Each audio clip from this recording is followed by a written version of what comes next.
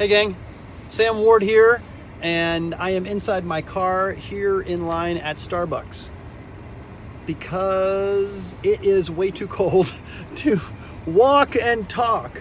So I thought I would take us on a joyride.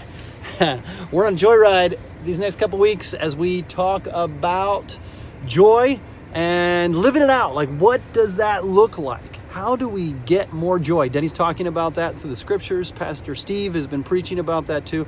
But how do we do that? What does it look like? I'm struggling with that myself. I see my son. He is 2 years old, and it just seems like he has so much joy. Like, he laughs all the time. He's always having fun. And sometimes I think, man, I want to be more like that. I want to have that kind of joy.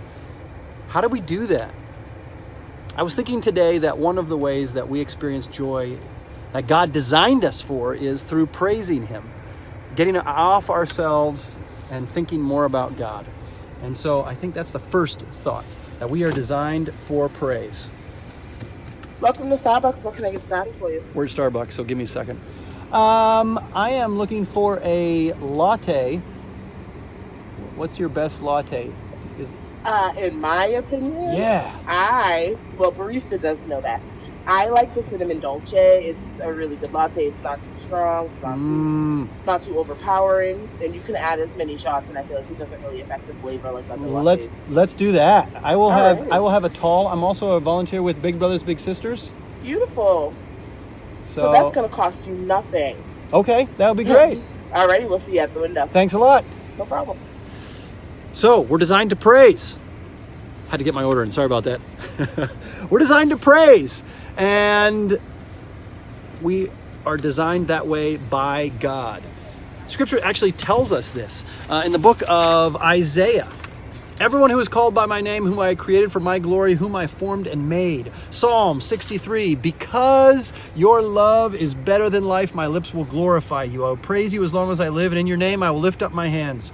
Psalm 84, blessed are those who live in your house. They are ever praising you. So we're designed to do this. And a lot of times we experience this most through singing, through being with God's people. And I'm a worship pastor, so obviously I relate to that. But it's actually in the Bible too. If you look at the early church, 3 passages in the New Testament all talk about this. They don't use the word joy, but it's all in the context of joyful praise. Corinthians says, what then shall I say, brothers? When you come together, each of you has a hymn, a word of instruction, a revelation, a tongue, or an interpretation. Everything must be done so the church is built up into joy. That's my addition. Don't get drunk with wine, which leads to reckless living. Be filled with the Spirit, speaking to one another in psalms, hymns, and spiritual songs, singing and making music in your heart to the Lord. Colossians, let the message of Christ dwell in you richly as you teach and admonish one another with all wisdom through psalms, hymns, and songs from the Spirit, singing to God with gratitude in your hearts. So the early church did this too. They experienced joy through praising God with God's people, because that's how God designed us. So, joyride for today, basic thoughts.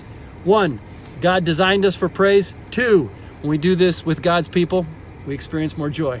All right, I gotta get to my latte. See ya.